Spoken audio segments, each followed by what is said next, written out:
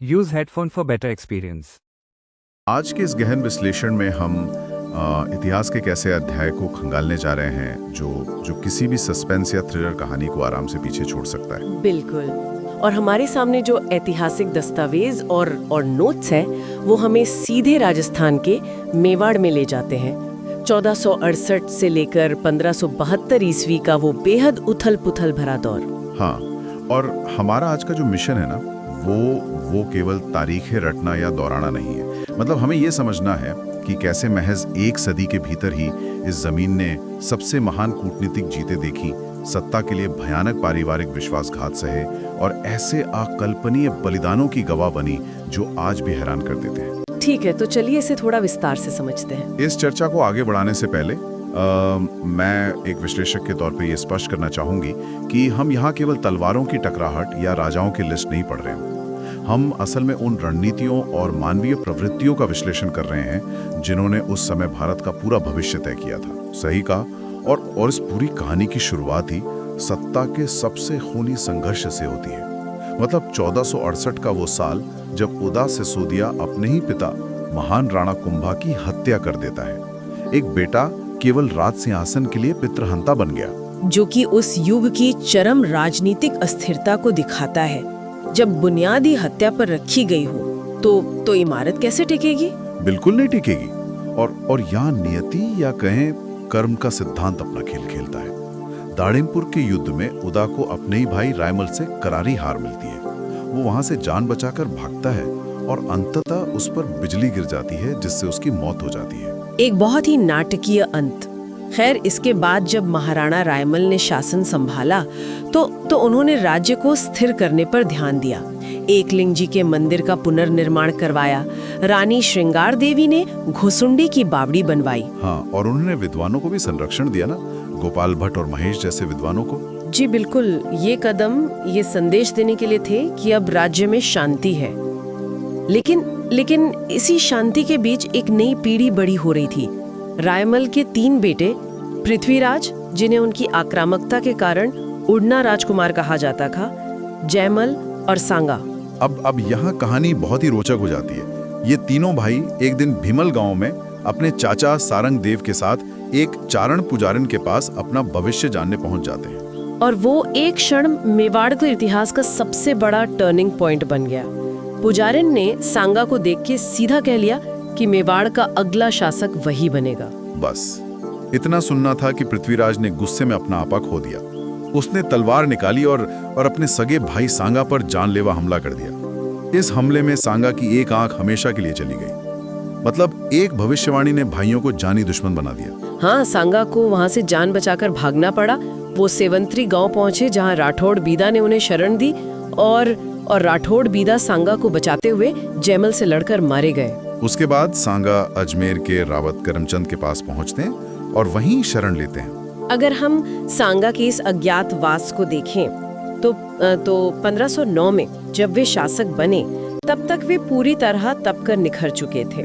यहाँ जो बात सबसे अधिक ध्यान खींचती है वो ये है कि कर्नल जेम्स टॉड ने उन्हें सैनिक का भग्नावशेष कहा था। सैनिक का भग्नावशेष? इसे थोड़ा डिकोड करते हैं। सांगा के शरीर पर 80 घाव थे। उनकी एक आंख, एक हाथ और एक पैर नहीं था। फिर भी वे अंतिम भारतीय हिंदूपत राजा थे जिन्होंने विदेशियों को भगाने के लिए सभी राजपूत जातियों को एकजुट किया। यही उनकी सबसे बड़ी उपलब्धि थी। सांगा की रणनीतिक जीतों को देखिए। 1517 का खातौली का युद्ध, जहां उन्होंने इब्राहिम लोदी को हराया, उसके बेटे को बंदी बनाया। हालांकि इसी युद्ध में उन्होंने अपना पैर गंवाया था। और फिर 1518 का बाड़ी का युद्ध, जहां उन्होंने लोधी के सेनापतियों मियां माखन और मियां हुसैन को बुरी तरह खदेड़ दिया। इसके बाद 1519 में गागरोन का युद्ध होता है, जहां सांगा मालवा के महमूद खिलजी द्वितीय को हराते हैं। और यहीं पर सांगा की वो महानता, या मैं कहूँ कि रणनीतिक भूल सामने आती है। सांगा ने खिलजी को 6 महीने तक कैद रखा और फिर उसे छोड़ दिया। मैं सोचता हूँ कि क्या ये एक भयंकर भूल नहीं थी? ये बहस का विषय है।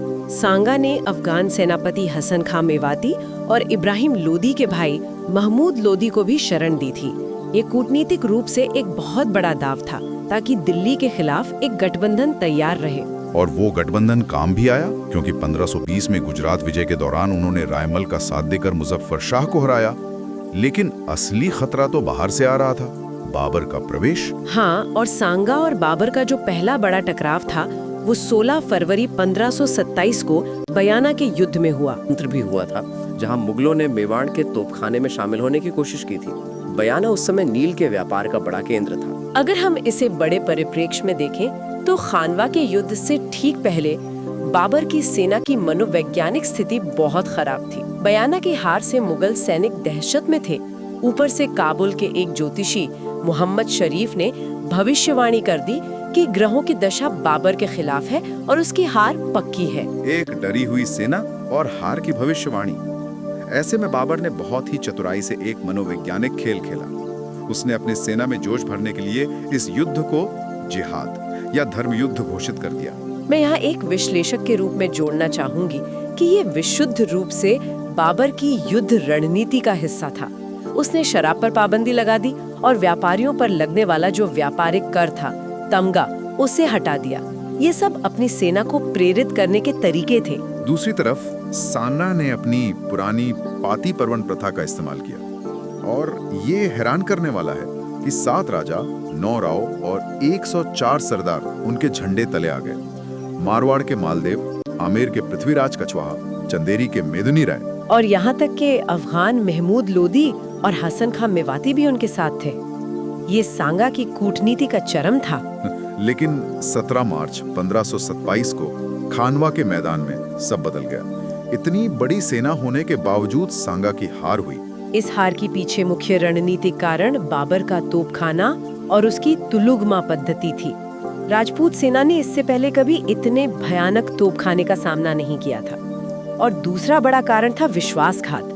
आप सहेली तंवर और खानजादा की बात कर रही है ना?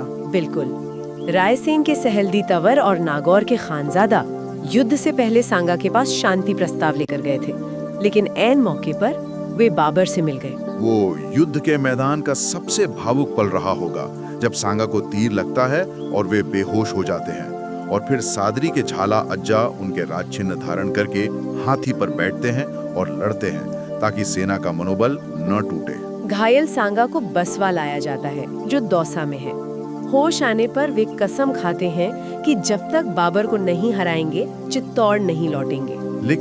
लेकिन उनके अपने ही मेवाड़ी सरदारों ने उन्हें जहर दे दिया, क्योंकि वे लगातार युद्धों से थक चुके थे और बाबर के तोपखाने से दोबारा टकराना नहीं चाहते थे। और इस तरह 30 जनवरी 1528 को सांगा का दुखद अंत हो गया। मांडलगढ़ में उनकी 8 खंभों की छतरी आज भी खड़ी है। इस सब में सबसे बड़ी बात यह है कि सांगा की महानता का सबसे बड़ा प्रमाण खुद बाबर ने दिया। अपनी किताब बाबरनामा में बाबर ने स्वीकार किया है कि सांगा की आमदनी 10 करोड़ थी और उनकी सेना 1 लाख की थी। दुश्मन से मिली ये स्वीकारोक्ति बहुत मायने रखती है। तो इस सब का असल में क्या मतलब है? इसका मतलब है कि सांगा के बाद एक भयानक अराजकता का दौर शुरू हुआ। सांगा के बाद रतन सिंह शासक बने, जो अहेरिया उत्सव के दौरान मारे गए। फिर विक्रमादित्य का समय आया। विक्रमादित्य का समय बहुत ही कमजोर था। 1533 और 35 में गुजरात के बहादुर शाह ने आक्रमण किए।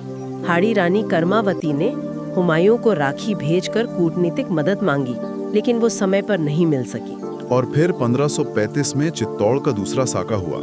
रावत बाग सिंह ने केसरिया किया और रानी कर्मावती और जवाहर बाई के नेतृत्व में महिलाओं ने जौहर किया। ये बहुत ही दर्दनाक था। और 1536 में दासी पुत्र बनवीर ने विक्रमादित्य की हत्या कर दी। वो उदय सिंह को भी मारना चाहता था।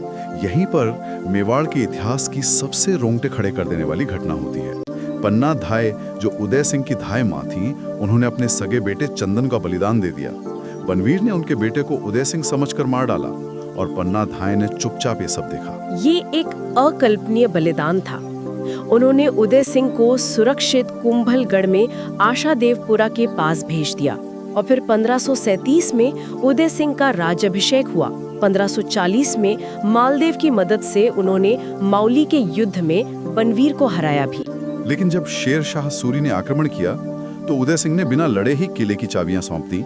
ये सांगा की आक्रामकता के बिल्कुल उलट था। ये एक बहुत ही महत्वपूर्ण सवाल खड़ा करता है एक तरफ राज्य को बचाने की व्यावहारिकता थी और दूसरी तरफ राजपूत शौर्य। इसी पर कर्नल टॉड ने एक बहुत ही चुभती हुई टिप्पणी की है। उन्होंने कहा था कि यदि राणा सांगा और प्रताप के बीच उदय सिंह नहीं होता तो मेवाड़ का इतिहास और अधिक उज्जवल होता। ये वाकई सोचने वाली बात है। तो अगर हम इस पूरे दौर को समेटें तो ये केवल एक राज्य के विस्तार की कहानी नहीं है। ये सिद्धांतों, पारिवारिक ईर्ष्या, भयंकर विश्वासघात और पन्ना धाय जैसे अकल्पनीय बलिदानों का एक महाकाव्य है। मैं पूरी तरह सहमत हूँ। इसमें मानवीय स्वभाव के हर रंग मौजूद हैं। बिल्कुल। और इस पूरे इतिहास को देखकर एक सवाल जहन में आता है, क्या राजपूतों के युद्ध के नियमों और आदर्शों से अत्यधिक लगाव ही अंततः उनके पतन का सबसे बड़ा कारण बना? हारते हुए दुश्मन जैसे खिलजी को माफ कर देना या पाती पर्वन में अलग अलग स्वार्थों वाले सरदारों पर आंख मूंद कर भरोसा करना, क्या राजनीति में अत्यधिक आदर्शवाद सबसे बड़ा खतरा हो सकता है? इस विचार के साथ हम आज का ये डीप डाइव यहीं समाप्त करते हैं। इस पर विचार जरूर करें।